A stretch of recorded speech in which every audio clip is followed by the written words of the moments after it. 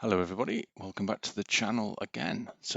What I'm going to demonstrate tonight is a follow-on from the previous video where I demonstrated comparing two text files. I'm going to demonstrate now comparing to non-text files. Now these could be any kinds of files really. Imagine a zip file or something like that where you've got a copy of an original and the hashes perhaps mismatch, but you don't exactly know why they mismatch and you can't just easily open them to have a look. So I've created two files which contain literally random bytes. There's no trickery here. There's a little utility that I made for a bit of fun, just to demonstrate or to create sample data for the purposes of hashing and things like that. So these are just two files that are a kilobyte in size that just contain nothing but random data. And they're almost identical, except I've changed 4 bytes in one of them.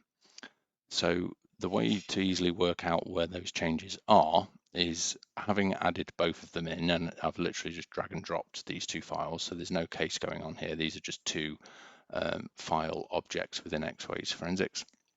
If I go to Tools and compare data, just like we did in the previous video for text files, we can, you may have to physically go and navigate to the files, or if you drag them in, X-Ways Forensics will know by default which ones you want to compare.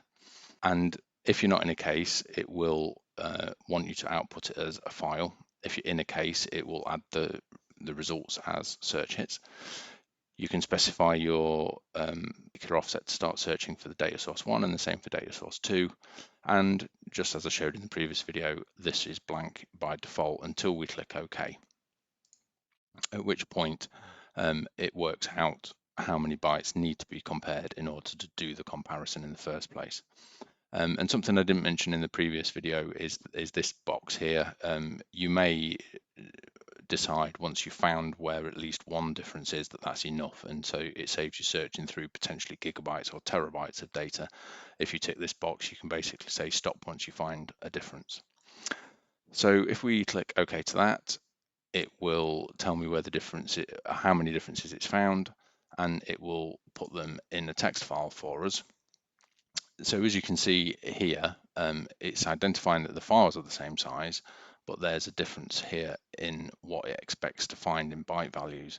So at these offsets, so hexadecimal 60, 61, 62, and 63, it expects to find 418582 and 01, but it's actually just found 4 zeros. And if I go to the other file and go to offset 60, you will see there is 4 bytes that have been changed. So that could be useful for a myriad of different reasons depending on your use case, but it's a really easy way of working out where some differences are in two files that should otherwise be identical. Okay, that's it. See you in the next video. Thanks everyone. Bye bye.